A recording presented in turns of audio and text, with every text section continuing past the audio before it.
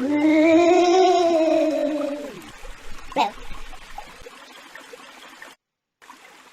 shrimp friends, today we're going to clean out the dlebugz tank and show you a trick for these little vacuum filter tubes that make them safe for our babies if you don't have them in a little breeder box like this one. That one is new, I haven't used it yet, so we're going to just show you a little cheap or free trick. You just take some of this cotton batting, which you can get dollar store at Christmas or at fabric stores for, you know, stuffing pillows and stuff, or just cotton balls, you know, as long as they're pure cotton balls and not treated with anything. Put them a little piece like this, or two balls basically, and put them in the end of your tube. You can shove it in the end there. You don't have to worry about getting it all the way down, because when you start sucking up the water with the syphon, it'll pull that to the end. And that will prevent your babies from getting sucked up into the tube and going down into your bucket and down the drain. As well as, you know, it lets you keep an eye on what's being pulled up, and you can check it before dumping the tube.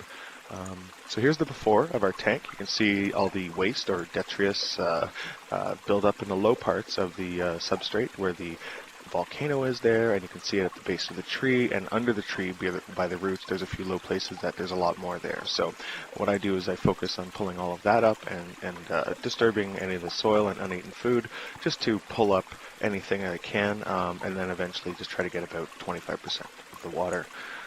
So here we're going to show it from this angle, so you can see the syphon in work here in use, and just going to put it in the tank and start the action with the pump, get it going. You can see it pulls the cotton ball all the way to the top, so you have lots of room even in the tube to pull up you know, waste, and you don't have to worry about, oh well, you know, it's going to block things from going down. You have lots of room in the tube to pull up what you want, and then check it to make sure you haven't pulled up any babies.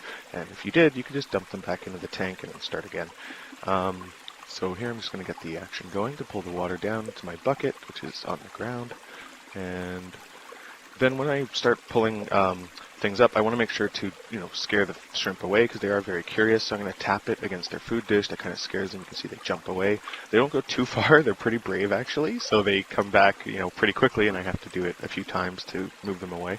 I'm just pulling up any uneaten food in their food dish for now, which is where I try to put most of their food to keep it clean. Of course, then they always grab chunks and run away with it. As well, I'm building up a biofilm, so I don't want to leave too much waste in there.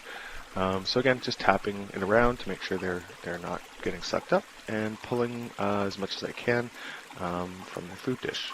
And then I'll move on to the substrate and pulling up the waste from there. I can check as I go. I'm watching very carefully, but you know, even once I'm keeping an eye on my bucket too. Don't keep an eye on your bucket. You may overfill it and make a big mess.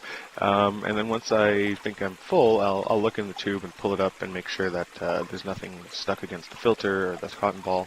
And then if it is, I can just dump it back in, and the little guy will swim away. Now, if you want to skip all this part and go right to the end where it's a finished tank, please do. You don't have to watch the whole video. It's at 7 minutes. You'll see the finished result where it's a lot cleaner. For now, we'll just go ahead and clean up the tank here. I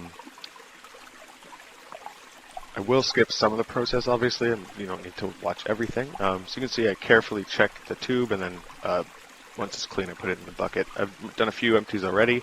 This is probably the last one, and you can see already the soil is much cleaner.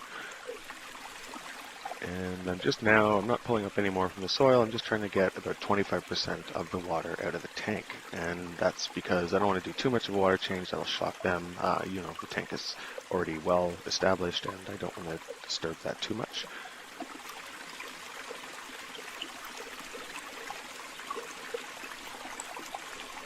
I see a little bit more that I missed, so just disturbing the soil and trying to pick some of that up. The little guy's curious, it's coming over. Again, they're very brave. I don't have anything else in this tank other than ghost shrimp, so they don't have any, you know, predators or fish that are constantly harassing them. So they're pretty brave to check out everything that's new in their tank. I think I got about 25% of the water out, so I'm now just carefully checking the tube again, making sure I'm not pulling up any of the babies. And once I'm carefully sure that they're not in there and it's clear, pull the tube out. So not to spill the dirt and the detritus back into the tank, otherwise what's the point. And then dump it down the toilet or the drain or wherever you put your wastewater.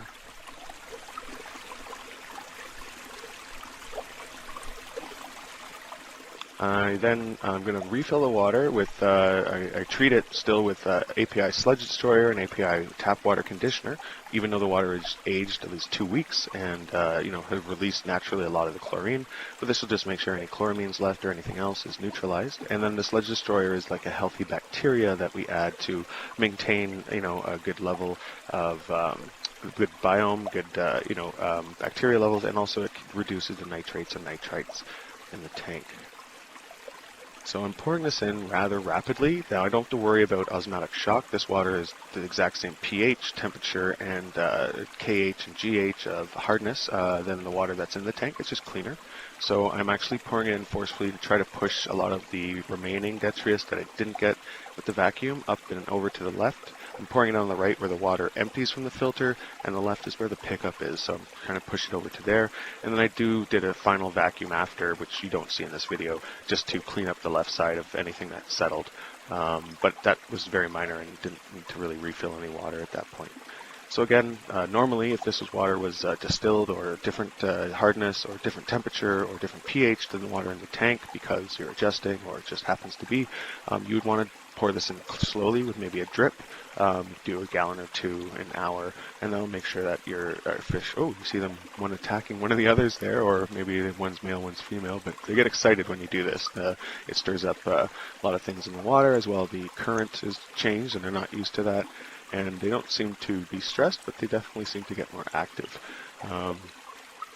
So you can see it pushes a lot of the sediment up into the flow of the tank, and it move it to the left, and it's going to get picked up by the filter. And anything that doesn't, after a few hours, I went over with a vacuum again and picked it up. So now let's see our finished tank. It's going to be a lot cleaner, and see how the dlebugz like it.